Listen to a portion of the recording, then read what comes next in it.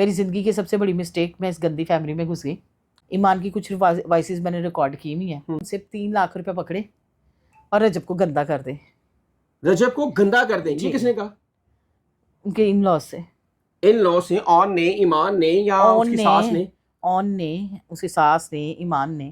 پیسے مانگے تھے آن نے. 2 لاکھ روپے انٹرویو کا. 2 لاکھ روپے انٹرویو کا؟ جی انٹرویو کا. آپ نے کچھ عرصہ پہلے کہا تھا کہ اپنے شاید انٹرویو میں کہا تھا کہ میں ایمان کا انٹرویو کرنے جا رہی ہوں. جی میں نے کہا تھا. وہ ہوا نہیں. ان کی والدہ کی مجھے کال آئی، لبنہ باجی کی. انہوں نے کہا کہ میں اسکول میں پڑھاتی تھی، میں نے اپنے بچوں کی تربیت بہت اچھی کی ہے.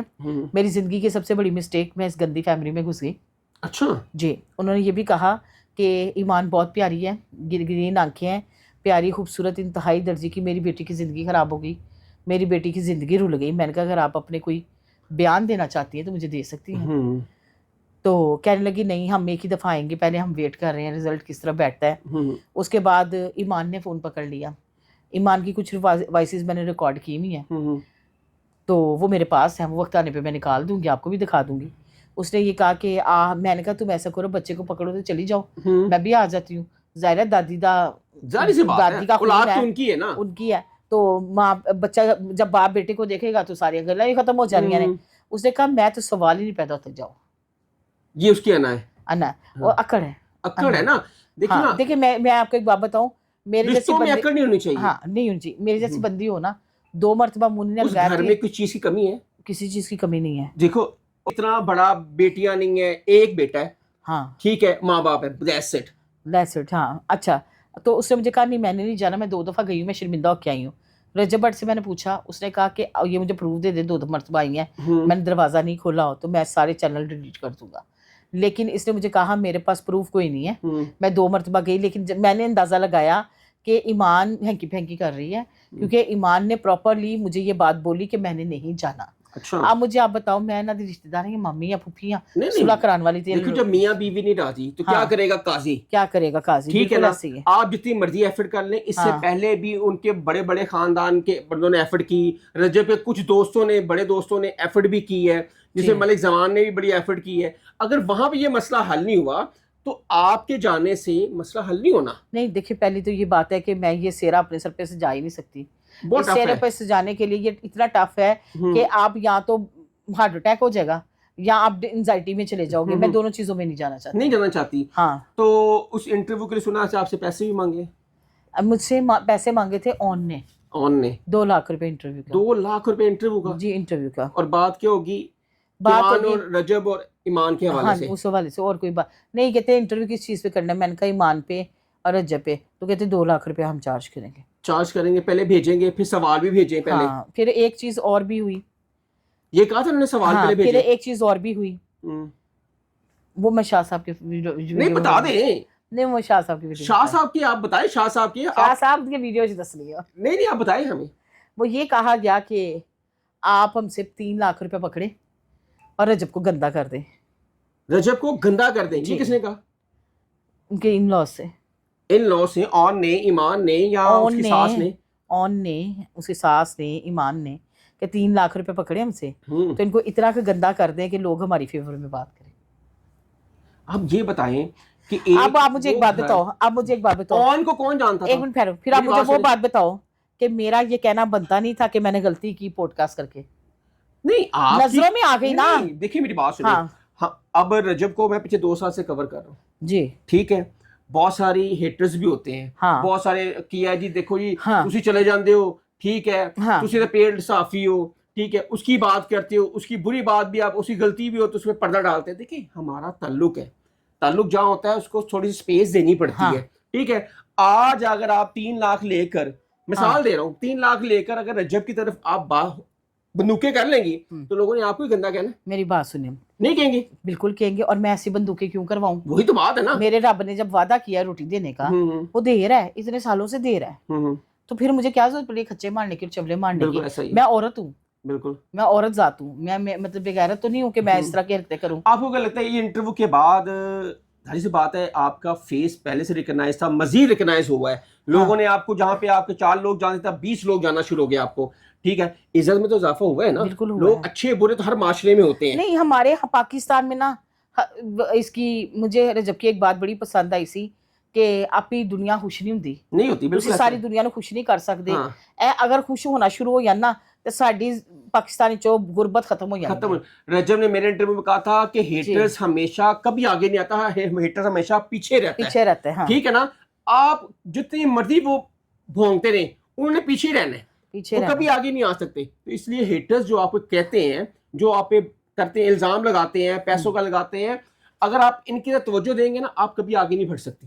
دیکھیے میں آپ کو ایک بات بتاؤں، اللہ تعالیٰ نے نا جہاں پہ اگر تکلیف دی ہے انسان کو تھوڑی بہت تو وہاں پہ اس کو بڑے سارے وسیلے بھی بنا دیے ہیں. میرے چینل کے تسلسل سے میں بات کروں گی، مجھے ڈائریکٹ سی او نے کہا ہوا ہے کہ آپ کو باجی کبھی بھی کوئی مصروفی پرابلم ہو آپ نے میرے پاس آنا ہے. بالکل کسی قسم کی آپ کے بھائی آپ کے ساتھ ادارہ کھڑا ہے، مطلب پرابلم سے فائنینشلی ہوتا ہے نا یار، اور کیا ہونا ہے. آپ کو پتہ ہے جیسے آپ کے ادارے میں پرابلمز آ رہی ہیں، آپ انٹرویو کرنے کے بعد اگر آپ نے تو اچھا کام کیا نا، اسی طرح جب میں نے انٹرویو کیا تھا اپنے ادارے کا تو میرے پہ الزام تھا کہ اس نے 5 لاکھ روپے لیا تھا. وہ بھی ایک وائس میسج کہیں چلا جی، اور اس بندے نے میرے مالک کو بتایا کہ اے دیکھو یہ 5 لاکھ لے کے آئے، اور وہاں پہ مجھے قرآن اٹھانا پڑ گیا تھا. یہ صفائیاں دینی پڑ گئی تھی مجھے. صفائیاں ہمیشہ رب کی ذات ہمارا جانتا ہے ہر چیز. اور آپ کو پتا رجب نے ہر پلیٹ فارم پہ کہا کہ آج تک ان کو 1 روپیہ نہیں میں نے دیا. اس نے اس دن مجھے بھی کہا ہے، انہوں نے کہا باجی میں نے کچھ نہیں دیا، چھوٹے بھرا نے جو کچھ کھانا پورا کھا لیں اپنے نصیب کا کھا لیں. وہ تو دیکھیں نا اس کی ماں کی دعائیں اتنی اچھی ہیں، ٹھیک ہے، پیار کرتی ہیں ہمیں. بالکل ایسے یہ دعائیں لینی چاہیے، بڑوں کی دعائیں لگتی ہیں آپ کو. آپ نے غزل جواد کا انٹرویو کیا، اس میں بڑے انکشاف کیے بقول جو آپ بتا رہی ہیں. ایک دفعہ ایمان فیملی ہل جائے گی، میرا یہ دعویٰ ہے. اچھا، ہاں، کچھ ایسے انکشاف ہے، بڑا کچھ ہے، کچھ ویڈیوز ہیں، ہر چیز ہے، کچھ وائس میسج بھی ہیں. بالکل وائس میسیجز بھی ہیں، کوئی گروپ میسیجز بھی ہیں. بالکل ہے، فین میسیجز بھی ہیں، فین میسیجز بھی ہیں جی. اور اس کی جو والدہ کی تصویر لگائی ہوئی وہ بھی ہے، اوپر وہ مارے ہیں. ہاں بس اب آپ مجھے بتاؤ کہ پھر یہ اپنا منہ کہاں چھپائیں گے؟ تو بس پھر انتظار کریں غزل کی پوڈ کاسٹ کا. کیا کہتے ہیں آپ، یہ سارا سینیریو آپ نے جو کھینچا ہے یہاں پہ تو ڈیڈ لاک ہے نا، کیونکہ رجب بٹ نے فیملی کورٹ میں درخواست دائر کر دی ہے کہ میرے بیٹے سے مجھے ملوایا جائے. اس کی ہیئرنگ بھی ہے فرسٹ یہ اسی ویک سپٹمبر کے ویک میں ہی ہے. کیونکہ وہ تو یار آپ نے اس فیملی کی ایک بات نہیں نوٹ کی. میں نے اپنی پہلے ویلوگ میں ادو من ویلوگ نواں کرنے کا شوق چڑھیا سی، وہ نوٹس کے اوپر بچے کا ہاتھ رکھا ہے. بالکل رکھا. واٹ از دس؟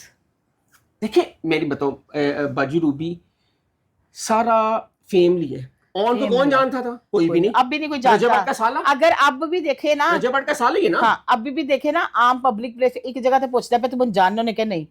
ایک ویڈیو میرے سامنے سے گزری تو مجھے بڑی ہنسی نکلی کہ جب انسان کو خود اپنی شناخت کروانی پڑ جائے تو پھر پیچھے کیا رہ جاتا ہے. آپ کو یاد ہے کہ جب اون کی پہلی سیلی یوٹیوب کی آئی تو اس نے کہا اتنے پیسے تھے، تو رجب کیا ہے اتنے پہلی کمائی.